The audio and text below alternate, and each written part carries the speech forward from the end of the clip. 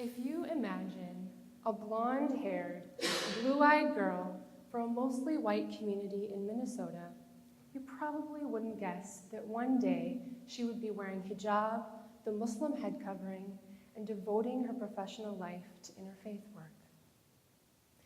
And yet, here I am. I want to share my unusual and ongoing journey with you because I have learned some important lessons about religion in multi-faith America today. I grew up the daughter of a pastor, and I come from a lineage of religious leaders from Norway and Germany on both sides of my family. So doing religious work is in my genes. Growing up, I was highly involved in the Christian community. I served as a Sunday school teacher, went on mission trips, and used to sing solos in church. But as I grew older, I started questioning my faith. There were concepts in Christianity that didn't make sense to me. So over time, and after much thought, I realized Christianity wasn't a good fit. I left my hometown to attend college and ended up becoming a world religions major. I took an Islam class to learn about a new part of the world. To me, learning about Islam, or any world religion, was simply an academic endeavor. But on a personal level, at that point in my life, I decided being atheist was the best choice for me. Yet, as I tried to be atheist, I was missing meaning and community in my life, so I knew that being atheist wasn't a good fit as well. Continuing in my educational career, I went to graduate school to study higher education. While in my first year in grad school, I was looking to make new friends. And at that university, they had a large international student population. And I became friends with Somali and Pakistani students, which are Muslim majority populated countries. And they were the kindest people I had ever met. They were so open-hearted. They inspired me with their beautiful character. They gave me food, clothing, and gifts simply out of their living Islam. I had never felt that level of hospitality in my life before, and it felt amazing. They had this inner peace and happiness that had me curious. So I decided I should look into Islam, as I wanted inner peace and happiness too. I changed my whole academic paper I was working on in grad school so that I could look into Islam. Over time, as I learned about Islam and its core beliefs, I knew that Islam was right for me, but I didn't know when the right time would be to officially convert. At this time, I was in summer school, which is stressful, especially in grad school, and I was going through many struggles. One night, matters were especially bad for me, and I decided I needed a break. So I went out on a walk in the middle of the night. And I talked to God for the first time in 8 years. And that's when I knew in my heart that I was meant to be Muslim. It was wonderful to have God back in my life as a resource that I could turn to. This was one of the happiest times in my life. After converting to Islam, I spent my second year of grad school navigating my new identity as a Muslim woman. When I graduated, I looked for my dream job, but wasn't sure what I was looking for. Instead, I focused my efforts on the goal of finding a job with paying off my student loans. Y'all can relate. Fortunately, at the workplace where I landed, I was able to pioneer some diversity initiatives.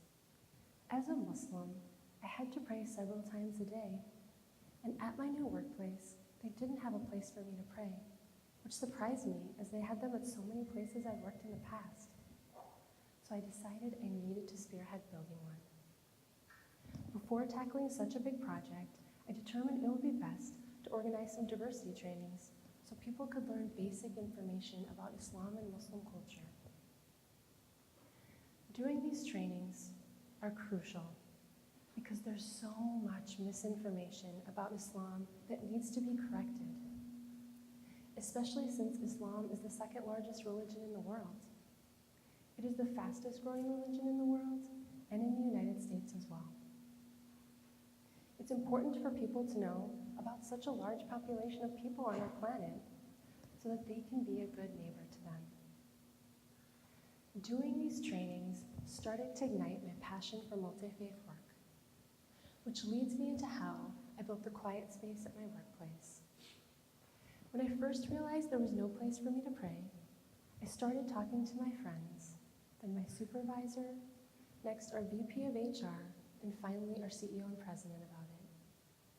Everyone I talked to agreed to be a positive ally and supported building this space, as it could benefit so many people there. From the beginning of developing the space, I intentionally chose a secular name for it. I used to be atheist, and at that point in my life, I did not want to practice any religion at all.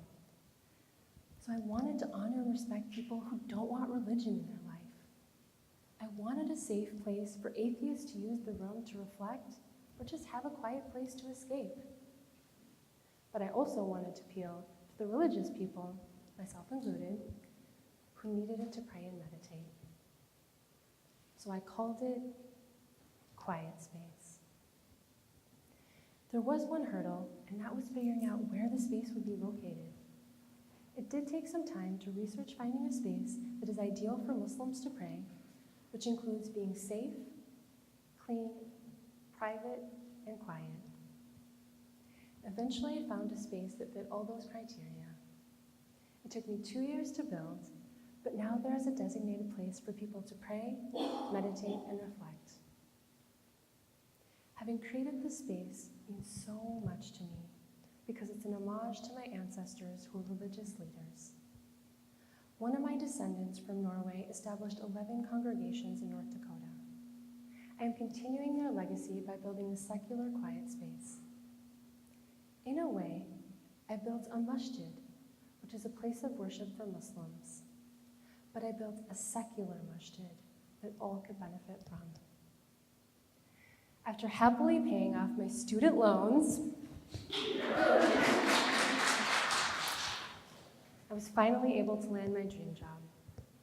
What I do is multi-faith work on a college campus, which is a combination of the 2 degrees that I earned. Some of the student groups that I work with are multi-faith literacy, Buddhist and secular meditation, interfaith action, Muslim and Jewish student life. Outside of my day job, I enjoy giving speeches about Islam and Muslim culture in the community. One big opportunity was that I gave a speech at the first women's-only masjid in the United States. Leading up to the talk, I dove into academic research on women's empowerment within Islam. For 7 months, I studied specific examples on how Islam and Muhammad championed women. This process of learning was a reward in itself. But sharing that knowledge with the women there was the best experience of my life. Unfortunately, culture is used to limit leadership opportunities for women. This is true in secular as well as many religious contexts. But through my research, I found that Islam actually encourages women to be leaders. Muhammad celebrated many strong women during his time, including Khadija, Aisha, and Waraka. Through my conversion to Islam, generations of pastors in my family, and being a world religions major, I found my life's calling of doing multi-faith work. With my unique background, I am able to help people understand that Islam is a positive religion and that Muslims are normal people. One person thinks so. Not only that, but that the religion of Islam is actually empowering to women. With my complex identity of being a European American convert to Islam, I am a bridge between the 2 different communities that I'm a part of in my role as a multi-faith leader.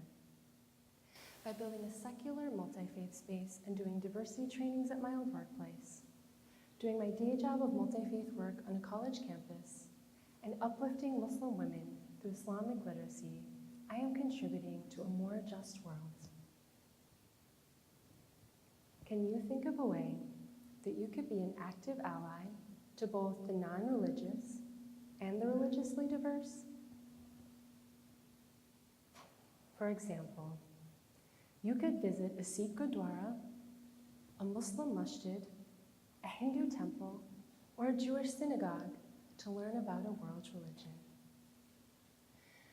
Or you could attend a vigil to stand against the continued hatred and violence that many religious communities experience.